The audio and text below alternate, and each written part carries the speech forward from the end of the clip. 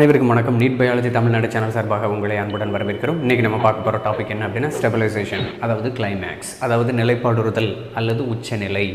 இப்படின்னா என்னங்க சார் அப்படின்னு பார்த்தீங்கன்னா, சக்ஸஷன் அப்படின்னு ஒரு டைட்டில் நம்ம பேசிகிட்டு இருக்கிறோம். ஏற்கனவே வழிமுறை வளர்ச்சி அப்படின்னு சொல்லிட்டு அதில் டைப்ஸ் ஆஃப் சக்ஸஷன் அப்படின்னு சொல்லிட்டு ஒரு டைட்டில் நம்ம பேசியிருக்கிறோம். அதில் பிரைமரி அப்படின்னு ஒரு டைப்பு பேசியிருக்கிறோம், ஆட்டோட்ராஃபிக் அப்படின்னு ஒரு டைப்பு பேசியிருக்கிறோம். அந்த ரெண்டும் சேர்ந்த மாதிரியான ஒரு சக்ஸஷன் எப்படி நடக்கும் அப்படிங்கிற ஸ்டெப்ஸை நாம் பேசிகிட்டு இருக்கிறோம். சரியா?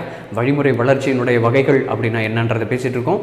முதல் நிலை வழிமுறை வளர்ச்சினா என்னது, அதே போல் தற்சார்பூட்ட வழிமுறை வளர்ச்சினா என்னது அப்படிங்கிறத பற்றி நம்ம பேசியிருக்கோம். அந்த ரெண்டும் சேர்ந்த ஒரு வழிமுறை வளர்ச்சி எப்படி நடக்குது அப்படிங்கிற விஷயத்தை தான் நம்ம கண்டினியூஸாக பேசிகிட்டு இருக்கிறோம். இதில் 7 ஸ்டெப் என்னென்ன அப்படிங்கிறத நம்ம பேசியிருக்கிறோம். அந்த 7 ஸ்டெப் என்னென்னலாம் அப்படின்னு பார்த்தீங்கன்னா, nudation, invasion, ecesis, aggregation, competition, reaction and stabilisation. இதில் ஸ்டெபிலைசேஷன் அப்படிங்கிறது கடைசியாக இருக்கிறது. இதுக்கு முன்னாடி இது ஒவ்வொன்றுத்துக்கும் தனித்தனி வீடியோஸ் நம்ம பேசியிருக்கிறோம். அத்தனை வீடியோவும் பார்த்தீங்க அப்படின்னாக்க இந்த ஸ்டெபிலைசேஷன் உங்களுக்கு ஈஸியாக புரியும். சரிங்களா? ஸோ இந்த ஸ்டெபிலைசேஷன் என்ன நடக்குது, first of all reaction and காம்படிஷனில் என்ன நடக்குதுன்றதை லைட்டாக பேசிட்டு அதுக்கப்புறம் ஸ்டெபிலைசேஷனை பற்றி பேசணும் அப்படின்னாக்கா உங்களுக்கு நிறைய விஷயங்கள் புரிய வரும். வழக்கமாக ஒரு சக்ஸஷன் நடந்துச்சு அப்படின்னாக்கா அந்த சக்ஸஷனில் முதல்ல பார்த்தீங்கன்னா தரிசாதல் அப்படிங்கிற ஒரு விஷயம் நடக்கும். பேரன் லேண்ட் அந்த இடத்துல எப்படி ஃபார்ம் ஆச்சு அப்படிங்கிறதெல்லாம் பற்றி இங்கே பேசணும். அதுக்கப்புறம் சில பயோனியர் ஆர்கானிசம்ஸ் உள்ளே போயிருக்கும். சரியா? பயோனியர் ஆர்கானிசம்ஸ்னு என்னது, முன்னோடி தாவரங்கள் அப்படி நம்ம சொல்லுவோம் இல்லையா, அது உள்ளே போய் அந்த இடத்துல ஸ்டெபிலைஸ் ஆகி, அதாவது அந்த இடத்துக்கு தகுந்த மாதிரியான என்விரான்மெண்ட்டை அடாப்டேஷன் பண்ணிக்கிட்டு அதுக்கப்புறம் பாப்புலேஷன் இன்க்ரீஸ் ஆகும்போது காம்படிஷன் நடந்திருக்கும். காம்படிஷனில் வின் பண்ண அந்த ஸ்பீஷிஸ்லாம் இருக்கு இல்லையா, அது எல்லாமே அங்கே சர்வைவ் ஆகி அந்த இடத்துல புதுசாக ஒரு என்விரான்மெண்ட்டை க்ரியேட் பண்ணி வச்சுருக்கும். அந்த என்விரான்மெண்ட்டில் பார்த்திங்கன்னா சீரல் கம்யூனிட்டி ஃபார்ம் ஆகி இருக்கும். அதாவது pioneer community is replaced by seral community அப்படின்னு நாம் இந்த ரியாக்ஷனில் படிச்சிருப்போம். பயோனியர்னு என்னது, முன்னோடி தாவரங்களானது. சீரல் கம்யூனிட்டின்னு என்னது, தொடரி குழுமங்களாக மாற்றப்பட்டிருக்கிறது அப்படிங்கிற ஒரு விஷயத்தை நம்ம இங்கே பேசணும். வழக்கமாக எந்த டைப் ஆஃப் சக்ஸஷனாக இருந்தாலும் டைப்ஸ் நம்ம படிச்சிடலாம், பிரைமரி, செகண்டரி, அது இதுன்னு ஏகப்பட்ட டைப்ஸ் சக்ஸஷனில் தான் நம்ம படிச்சிருக்கிறோம். வழிமுறை வளர்ச்சியில் ஏகப்பட்ட வகைகள் படிச்சிருக்கோம் இல்லையா.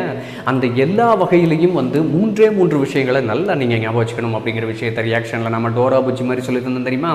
அந்த மாதிரி இப்போ நம்ம ஒரு தடவை சொல்லிடலாமா, pioneer species, seral community and climax community.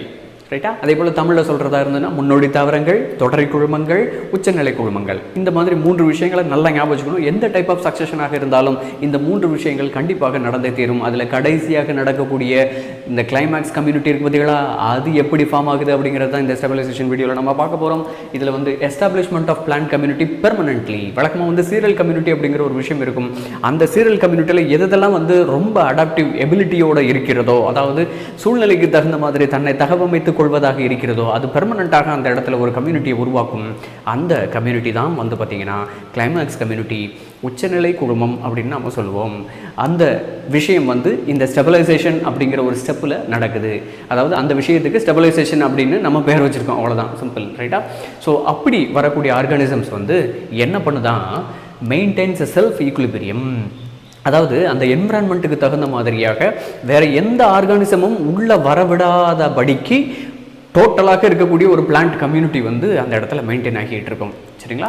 So இப்போ நம்மளுமே நினைப்போமே, ஒரு குரூப்பை நம்ம ஃபார்ம் பண்ணி வச்சுருக்கோம், நம்ம ஃப்ரெண்ட்ஸ் எல்லாமே சேர்த்து வேறு யாராவது அந்த குரூப்புக்குள்ளே விடாத மாதிரி, நம்ம 5 பேர் மட்டும் இருந்து நம்ம ஜாலியாக இருக்கலாம் அப்படின்னு சொல்லிட்டு அந்த 5 பேரையும் எங்கே போனாலும் 5 பேர் சேர்ந்தே போகிறது, வேறு எந்த குரூப்பையும் உள்ளே ஆட் பண்ண மாட்டாங்க. அந்த மாதிரி பார்த்திங்கன்னா it is maintaining an equilibrium. ஒரு பர்டிகுலர் பேரன் லேண்ட்லேருந்து உருவாக்கப்பட்ட ஒரு ஸ்டெபிலைசேஷன் கம்யூனிட்டி அந்த ஸ்டேஜுக்கு வந்ததுக்கப்புறம் ஒரு பர்டிகுலர் பிளான்ட் கம்யூனிட்டி அந்த இடத்துல அப்படியே நிறைஞ்சிருக்கும். பிளான்ட் கம்யூனிட்டின்னு என்னது, number of species of plants எல்லாமே சைமல்டேனியஸாக ஒரே இடத்துல இருக்கும். அந்த என்விரான்மெண்ட்டுக்கு தகுந்த மாதிரியான அடாப்டேஷன் கேரக்டர் எல்லாத்துக்கிட்டையும் இருக்கும். ஞாபகம் வச்சுக்கோங்க.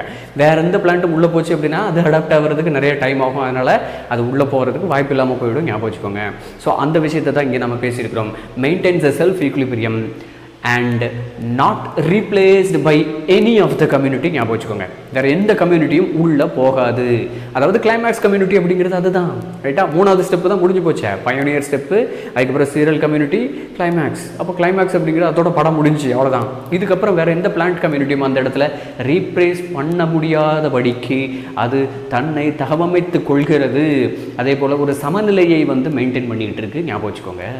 ரைட்டா? இந்த விஷயம் தான் பார்த்திங்கன்னா ஸ்டெபிலைசேஷனில் கொடுத்துருக்காங்க. இந்த ஸ்டெபிலைசேஷனுடைய முடிவில் என்னது உருவாகும் அப்படின்னு பார்த்தீங்கன்னா கிளைமேக்ஸ் கம்யூனிட்டி, அதாவது உச்சநிலை குடும்பம் வந்து உருவாக்கப்பட்டிருக்கிறது அப்படிங்கிற விஷயத்தை ஞாபகம் வச்சுக்கோங்க.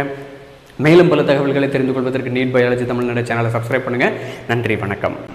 பலருக்கு சேவை செஞ்ச நீயும் ஒரு ஹீரோடா. ஒரு கைப்பிடி சோறானாலும் ஷேர் செஞ்சு பாருடா.